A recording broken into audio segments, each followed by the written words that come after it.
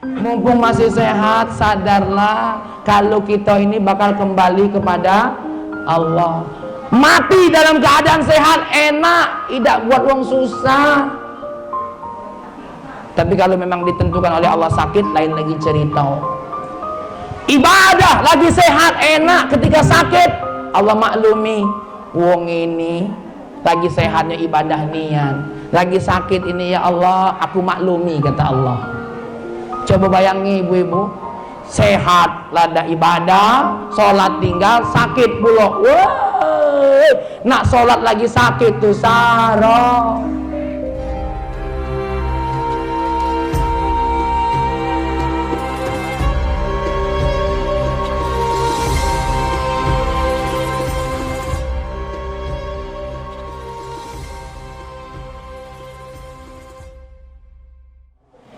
Imam Ibnu Abbas di dalam kitab tafsir Al-Qurtubi menyebutkan dalam satu riwayatnya, dia berkata, apa kata Nabi? Laula thalathun ma taqta ibnu Adam ra'sahu. Kalau bukan karena tiga, manusia ini tidak galak nundukkan kepalanya. Apa tiga itu, Bu? Yang pertama, al-mautu, mati. Ya. Kita ini tinggal nunggu giliran. Ada yang cepat, ada yang lambat. Tinggal nunggu baik. Nah, kita yang gagah, yang kuat, yang melalak sama wong lain, tunggu baik. Bunuhlah wong sebanyak di muka bumi ini, mati juga kau pada gilirannya. Ibu-ibu, bapak-bapak, ya, semua kita akan berhadapan kepada Allah. Ibu, kalau sudah mati, kira-kira jilbab yang dibeli ini dipakai tidak kira-kira? Bapak-bapak, sarung yang dipakai ini bakal dipakai dah kira-kira. Ya. Ini ada salah satu cerita anekdot. Bukan cerita nyata. Seorang ayah berpesan sama anaknya, "Nak, nanti kalau ayah mati, wasiat ayah tolong pakaikan kaos kaki." Kaos kaki. Disuruh mayatnya pakai kaos kaki. Kaos kakinya tidak usah yang mahal-mahal dan yang baru, tidak usah. Kaos kaki bapak yang ada di lemari yang sudah bapak siapkan, ada bolong ujungnya yang di jempol, bagian jempol. Seorang anak pasti ada, mungkin anak aku, bapak aku meninggal pakai kaos kaki bolong. Subhanallah, selesai ketika bapaknya meninggal dunia, selesai dimandikan, mau dikafani, dia bilang sama ustadz yang mengafani, "Ustadz, jangan dikafani dulu." "Ngapa?" "Pesan bapak aku sebelum dikafani harus pakai kaos kaki." "Nggak boleh," kata ustadznya. "Harus, wasiat." "Nak belagu apa kau?" Uji ustadznya.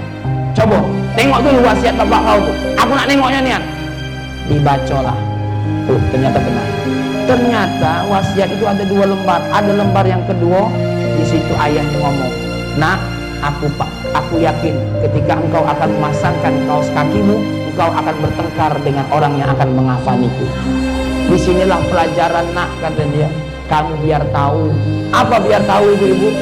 Biar tahu kaos kaki buruk pun tidak akan boleh dipakaikan pada orang yang sudah mati. Buruk, yang buruk lagi tidak boleh, apalagi mesan yang baru. Salahuddin Al-Ayyubi, penakluk Baitul Maqdis, ketika meninggal dunia, dia bilang sama orang yang ngangkutnya, "Ketika aku meninggal dunia, tangan kananku jangan dilipat, tapi dibiarkan tergelar seperti ini." Untuk apa? Supaya orang tahu, hei umat manusia, aku seorang raja, aku seorang panglima, aku orang yang mampu mengalahkan mereka yang menjajah Baitul Maqdis. Pulang kepada Allah, tidak bawa apa-apa. Jangan nengok cincin aku nih, Bu, jangan ini. Tidak bawa apa-apa, cincin, tidak bawa jam, tidak bawa kalung, tidak bawa apalagi gigi palsu tinggal. Ini punya gigi palsu bela sombong niat. Awak palsu, ya, tinggal galau-galau, Pak. Masya Allah. Ini pelajaran pertama. Makanya Fahmi ngajak, ingat kita ini semua bakal meninggal dunia. Belajar kekuasaan Allah. Dan yang kedua, apa yang membuat kita ini tidak sombong? Sakit. Saya cerita pengalaman saya. Ibu-ibu saya yang dhaif, yang lemah ini duduk di kursi ini setahun penuh gagal ginjal, cuci darah. Gagal ginjal, cuci darah, ibu-ibu. Sudah gagal ginjal tuh mohon maaf. Saya yang sekolah di Yaman dapat gelar LC, saya S2 dapat gelar MAG. Kapan sudah sakit tekapar di pucuk ranjang tidak kate apa-apa. Saat itu kita minder. Saat itu kita berkata, ya Allah, ilmuku tak mampu membuatku gagah, gelarku tak mampu membuatku gagah, ya Allah. Baru sikap penyakit. Makanya ibu-ibu mumpung sehat, sadarlah. Ini kadang-kadang lagi sehat, ya Allah, sombong melalak niat. Ya, disuruh ibadah tuh malas. Berangkatlah ke masjid. Masih muda. Bacalah Quran. Gila dulu. Ada yang begini, ada. Banyak apa dikit? Data yang jujur di sini nih. Padahal kalau jujur tuh bagus juga. Contoh dokter nanyo, bapak punya sakit apa? Ada kata apa-apa. Balik menata apa-apa. Dan obat. Kita nih kalau sakit tuh jujur dengan dokter. Sakit apa? Jantung berdegap-degup. Kapan ditengok, oh buntu kata dokter. Kenapa? Kalau penyakit jantung tuh berdegupnya beda, Pak. Kalau buntu tuh ketengokannya ada campur-campur menges. Kita nih kalau nak ke dokter tuh jujur, nanyo. Dokter tuh nanyo kita supaya jawab jujur, betul nggak, Pak? Tuh, subhanallah. Makanya ibu-ibu, ya, ayo nih, mumpung kita masih sehat, sadarlah. Mumpung masih sehat, sadarlah kalau kita ini bakal kembali kepada Allah. Mati dalam keadaan sehat enak, tidak buat uang susah. Tapi kalau memang ditentukan oleh Allah sakit, lain lagi cerita.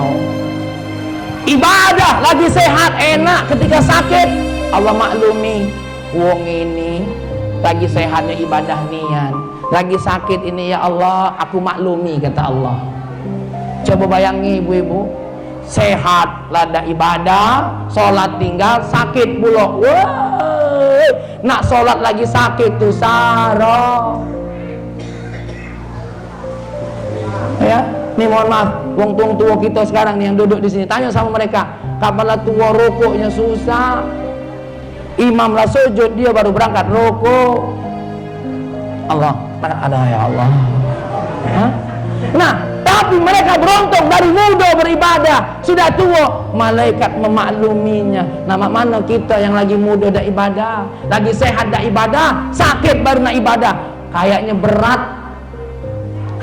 Malah bisa jadi ketika kita lagi sakit disuruh ibadah tuh kita banyak alasan. Dak nengok, oh apalagi sakit nih. Oh iya ya, yang negurnya ngomong kau sehat lagi tidak sholat, apalagi sakit, lenyap niat. Ibu-ibu jangankan sakit gagal ginjal, jangankan sakit jantung, jangankan sakit asam lambung, kita sakit gigi baik, ibadah terkecil tapi nilainya besar, lagi tidak sanggup. Ibu-ibu kalau lagi sakit gigi sanggup tidak senyum kira-kira? Susah, Pak. Itu ibadah terkecil, apalagi kalau sudah sakit. Makanya ini ayo mamang wak bibi galau-galau aku ngajak, mumpung masih sehat, mumpung masih hidup ya. Baru yang ketiga, apa yang membuat manusia tuh kadang-kadang tunduk kepalanya? Fakir, susah, miskin. Nih buat sombong, kadang-kadang buat kita. Makanya kata Allah, berapa banyak orang yang kaya aku bangkrutkan supaya kesombongannya hilang. Banyak ada ibu-ibu, ada orang yang kaya bangkrut, ada enggak? Banyak. Apalagi dia punya anak, sama anaknya tidak ngasih ilmu, sama anaknya cuma ngasih harta. Berapa banyak orang tua punya anak diwariskan harta, tapi harta orang tuanya habis. Tapi berapa banyak orang tua tidak mewariskan harta? Mewariskan dua hal, mewariskan tiga hal: ilmu, iman, akhlak. Dari tidak punya harta sampai punya harta, betul? Nah, makanya anak-anak kita ini jangan diimingi harta. Kalau tidak punya ilmu, tidak punya iman, tidak punya akhlak, habis. Apalagi anak kita tidak punya akhlak, selesai. Dikintipnya kapan bapak ini mati, katanya. Diintipnya Pak Kades ini kapan mati ini. Tapi bukan anak bapak, bukan anak Kades yang lain.